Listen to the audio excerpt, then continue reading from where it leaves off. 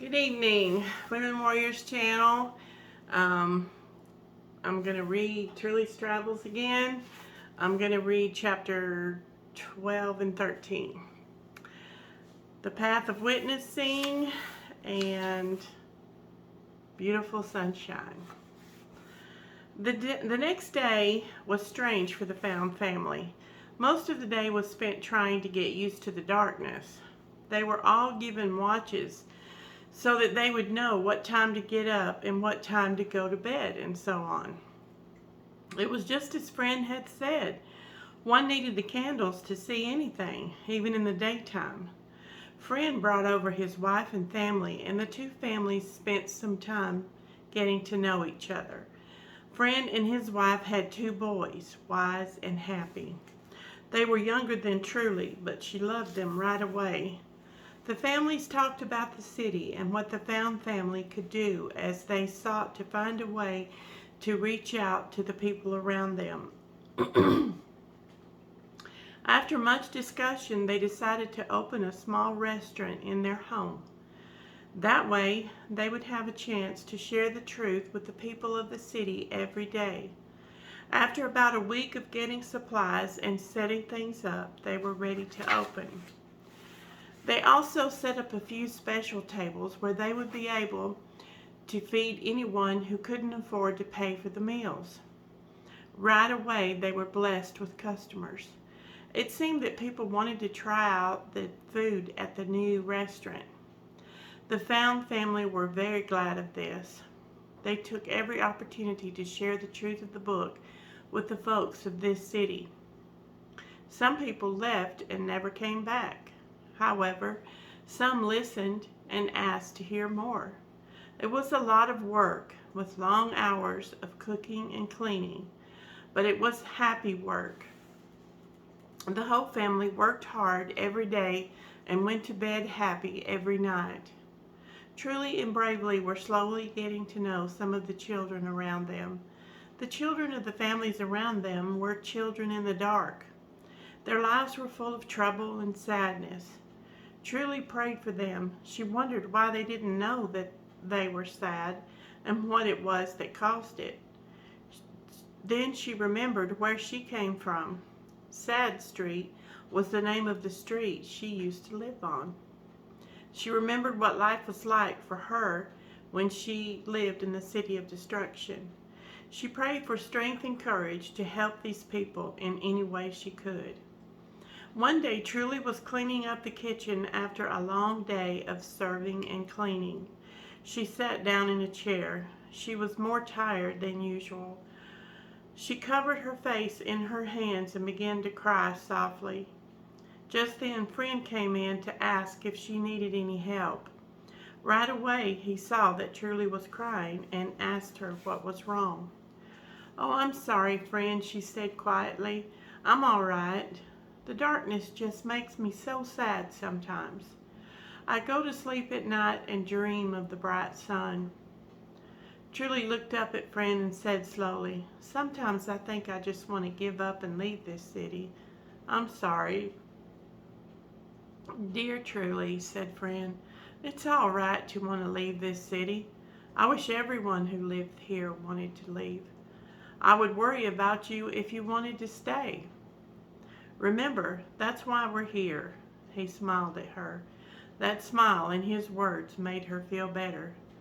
"You know what I do when I feel gloomy from working here?" "What?" she said, very interested. "I think of things the King has done for me in the past. It helps me to remember how good he has been to me, and how many times he's worked things out for the best for me and my family." Romans 8:28. Try it, Truly. Can you think of something that he has done for you? "Oh, yes, many things," she said, brightening up. "I can remember a particular time as if it just happened today. He delivered our family from the storm on the lake. And oh, yes," she said more slowly and with feeling, "he strengthened me, Friend, to be able to tell my family about the book when we all lived back in the city of destruction. Oh, Friend, he is truly wonderful." You are right. I do feel better." Truly smiled her sunshiny smile. Friend was glad he could help. "Remember, any time you feel low," he said, "think of these things and it will help. Good night, dear Truly." Beautiful sunshine. After many, many days in the city in the dark, the Found family felt the need to move on and be on their journey. When they decided to leave, there was a man called Mr. Love the Truth that wanted to go along with them. They turned their little restaurant over to a new Pilgrim family and prepared to leave. Truly was feeling sad for the people who were staying behind, but she was happy to be leaving. Mr. Love the Truth came to believe the book after Dad and Mom shared it with him. Truly loved talking with Mr. Love the Truth. He was so excited about all the new things he was learning from the book. Friend went with the family to the edge of the city. He gave them each a pair of sunglasses. He said, "You'll have to wear these for a few days as the sunlight will be very bright and you are not used to it." They said their goodbyes and stepped out of the city. Truly was glad she had on the glasses. It was very bright. The sun was so warm and delightful. In a few short days they could remove the glasses and enjoy the sun again. The path in this part of the journey was beautiful. There were flowers all along the way, as well as beautiful bushes and trees. Truly walked slower and slower, looking at everything. Mr. Love the Truth would lag behind as well, looking at all the beautiful things the king had made. This was all new to him. A few days' walk from the city in the dark, the group came upon a large clearing just off the path. As they got closer and moved into the clearing, they could see that it was a graveyard. "I remember Friend telling me about this graveyard," said Mr. Love the Truth. They walked around the graveyard looking at the headstones. One read, "Folly," another, "Sloth," others read, "No heart," "Simple," or "Carnal-minded." Dad asked Mr. Love the Truth, "Did Friend tell you anything about this graveyard?" "Yes, he told me all about it," said Mr. Love the Truth. "These here all died without ever coming out of the dark. They loved the darkness instead of the light and gave everything up for it."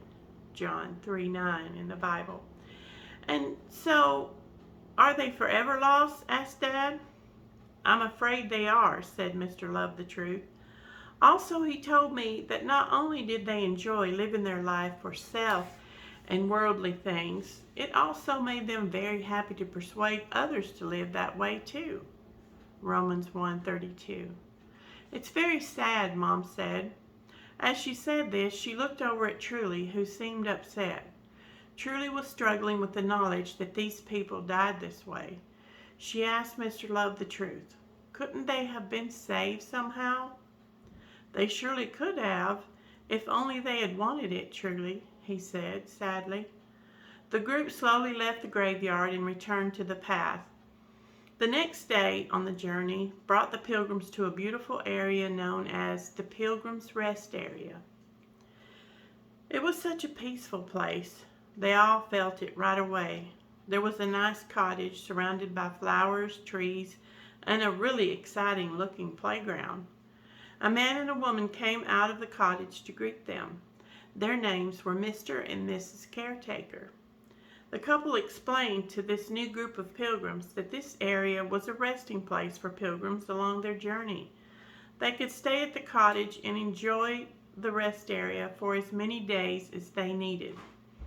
Such a happy time they spent here. The cottage was beautiful and much larger than it looked, but Bravely and Truly spent most of their time outside.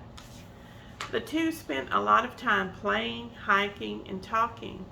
Bravely had grown up so much. He and Truly were closer than ever. One evening, all the families at the Pilgrims' Rest Area gathered around to play music, sing, and worship together. It was a beautiful evening. Afterward, Dad and Mom called Truly and Bravely to a quiet place in the cottage. Dad told them how proud he was of them and how much they had changed for the better since starting on the journey. Mom told Truly how thankful she was that she had been so brave in the beginning when she shared with them the truth of the book.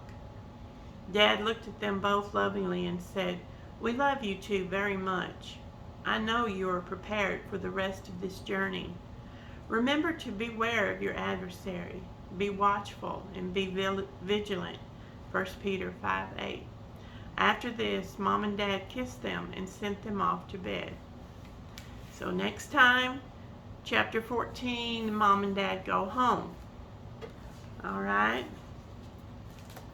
You all have a great week. Lord bless you.